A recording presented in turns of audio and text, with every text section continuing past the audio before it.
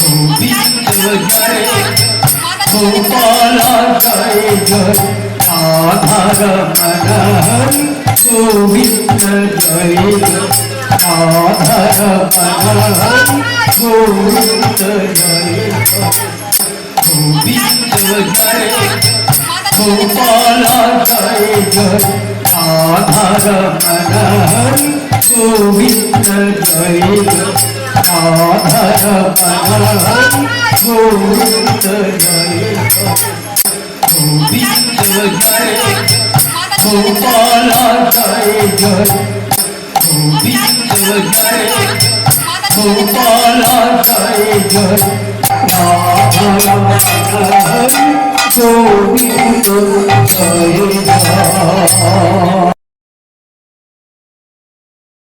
আজকে আমার যোগ সন্ন্যাসের শিষ্য আমার পাশেই বসে আছে প্রদীপ্তানন্দ জগজ্যোতি।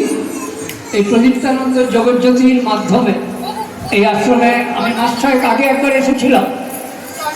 আজকে আবার এখানে ভাগবত কথার সেবার সুযোগ পেয়ে আমি খুব আনন্দিত বোধ করছি।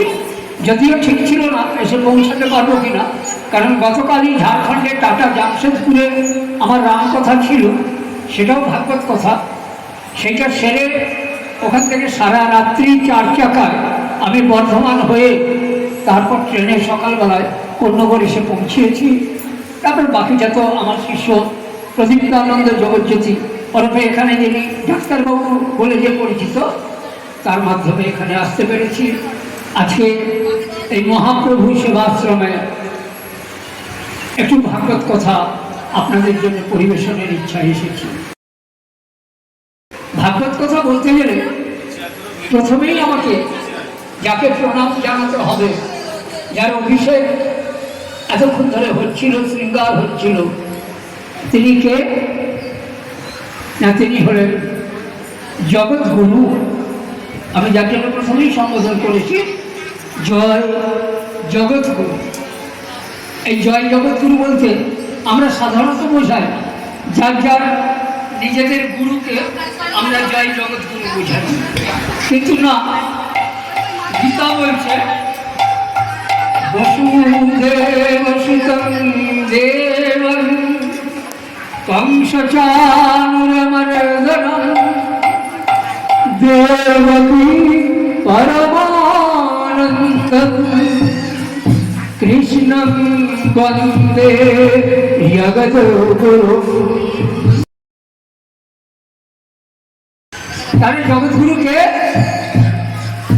কৃষ্ণ বন্ধু বসুদেব সুতং দেব কংস চানুর মর্দকং, যিনি কংস আর চানুর রূপ দৈত্যকে মর্দন করেছেন, দহন করেছেন, দমন করেছেন, সেই দেবকী পরমানন্দ, যাকে দেখে, যাকে গর্ভে আশ্রয় করে স্বয়ং দেবকী পরমানন্দে বিভোর হয়েছিলেন স্বয়ং ব্যাসদেব প্রথম, সেই কৃষ্ণকে বন্দে জগৎগুরু, তিনি ওনাকে জগৎগুরু রূপে বন্দনা করলেন। তাই আজকে আসুন আমরা সবাই মিলে একবার ধ্বনি দিই ভগবান শ্রীকৃষ্ণের জগৎগুরু নামটাকে। আমি যখনই জয় জগৎগুরু বলবো আপনারা বুঝবেন আমি ভগবান শ্রীকৃষ্ণেরই ধ্বনি দিচ্ছি।